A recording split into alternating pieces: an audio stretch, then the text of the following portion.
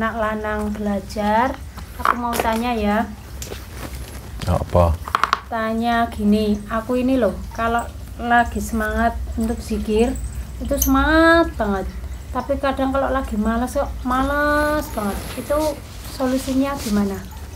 Lah maunya gimana? Maunya ya konsisten zikir terus. Ya walaupun kita itu tahu bagaimana manfaatnya zikir, tapi memang kendala kita itu kadang yaitu malas kayak gitu. Ya untuk menghadapi hal kayak gitu ya kalau bisa zikir itu dijadwal. Kalau nggak dijadwal ya kamu kalau pas malas ya kamu nggak akan zikir. Tapi kalau dijadwal, kamu mau malas, kamu mau rajin, zikir itu tetap kamu lakukan sesuai dengan jadwal yang telah kamu bikin.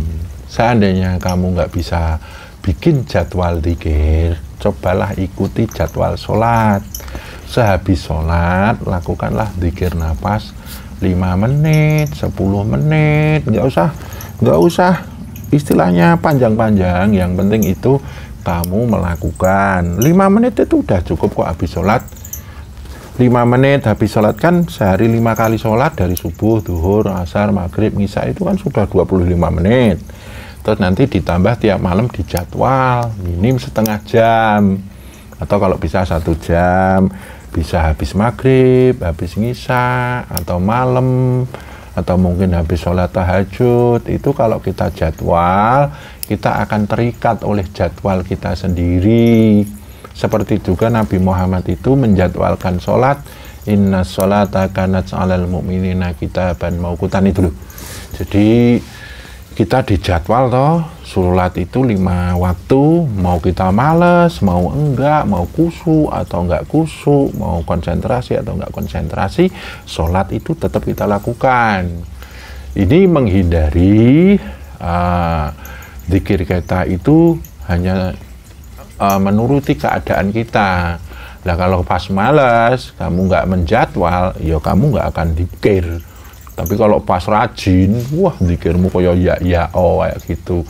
Nah itu coba dijadwal, nanti akan lebih maksimal zikirnya. Apakah zikir ini bisa meningkatkan iman kita, Mas? Contohnya itu seperti apa?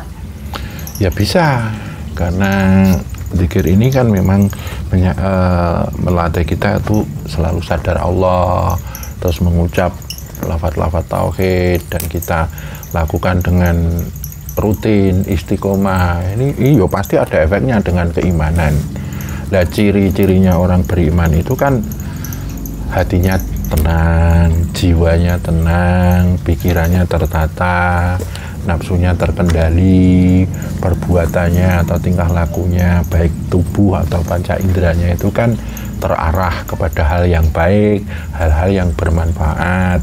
Lah otomatis dengan zikir ini akan mendukung keimanan kita kepada Allah. Gini loh Mas, kadang ada orang yang sering beribadah atau rajin beribadah, tapi sering juga melakukan hal-hal negatif. Itu menurut panjenengan pripun? Gimana? Ya ibadahnya dalam wujud apa? Ya rajin sholat kayak ke masjid gitu, pengajian, ikut pengajian gitu. Tapi kok misalnya kayak sering ngomongin orang gitu, itu gimana? Ya itu berarti apa yang dilakukan selama ini, dia jamaah sholat di masjid, sering datang di majelis taklim, ikut ngaji, kadang mungkin deres Quran atau mungkin ibadah-ibadah yang lain, suka sedekah atau apa, itu belum maksimal dalam menembus kesakralan. Yaitu tadi kembali lagi belum membentuk ketenangan jiwa yang maksimal, belum membentuk ketertataan pikiran, keterkendalian nafsu, keterarahan tingkah laku. Tingkah laku kan pandangan, ucapan, pendengaran. Itu dalam hal panca indera, dalam hal tingkah laku tubuh itu kan bagaimana dia berbuat. Itu berarti orang yang rajin ibadah itu belum menemukan titik hakikat dia beribadah. Tapi pertanyaan ini pertanyaan menjebak. Jangan sampai Kamu bertanya kayak gitu hanya untuk menilai orang. Ini kalau kita orang-orang torekot, orang-orang tasawuf, pertanyaan ini untuk berkaca pada diri kita sendiri. Kalau kamu melihat orang yang kayak gitu, jangan hanya melihat sisi buruknya, sisi negatifnya. Justru disitulah satu kesempatan kamu harus mendoakan orang tersebut. Orang itu rajin ibadah, jamaah di masjid, senang sedekah, senang terus Quran, senang ikut majelis taklim, tapi kok tingkah lakunya kayak gitu.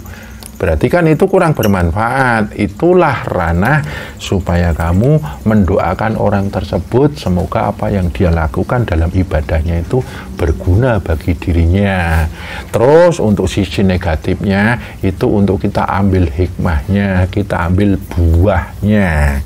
Ini seperti istilah Jawanya, kita kalau menghadapi orang-orang kayak gitu, kita harus puasa menghindari makan daging. Makan daging di sini maknanya adalah suka melihat keburukan orang, sisi lemahnya orang. Terus kita suka makan buah-buahan. Kita ambil hikmahnya orang-orang tersebut, dan kita selaku umat Islam yang rahmatan lil alamin, ya orang-orang kayak gitu didoakan. Jangan hanya dicap jeleknya, terus kita istilahnya melakukan penghakiman. Wah, orang itu ibadahnya rajin, ke masjid rajin, tapi kok masih sukanya kayak gitu. Jangan, itu dihindari bagi orang-orang yang bertasawuf. Supaya apa? Tarekat kita itu lancar. Tarekat kan memperjalankan jiwa untuk dekat kepada Allah. Nah, itu kalau kita melakukan hal-hal yang istilahnya negatif kayak gitu, itu akan menjadi hijab, dan kita akan sulit untuk mendekatkan jiwa kepada Allah. Impian orang-orang yang bertarekat kan dekat jiwanya dengan Allah. Kalau sudah dekat, ya kita akan selalu merasa tentram, nyaman, damai dalam kehidupan di dunia ini, dan insya Allah kehidupan di akhirat nanti itu. Terus orang-orang yang dekat dengan Allah kan insya Allah doa-doanya mustajabah. Orang yang dekat dengan Allah itu kan selalu Allahu Somad, menggantungkan dirinya, hidupnya kepada Allah. Nanti akan bertemu Rahman Rahimnya Allah. Allah akan melas asih pada orang yang dekat dengannya. Allah Maha Menolong, An-Nasir. Kita akan selalu ditolong sama Allah. Itu tadi dengan doa-doa kita yang mustajabah itu.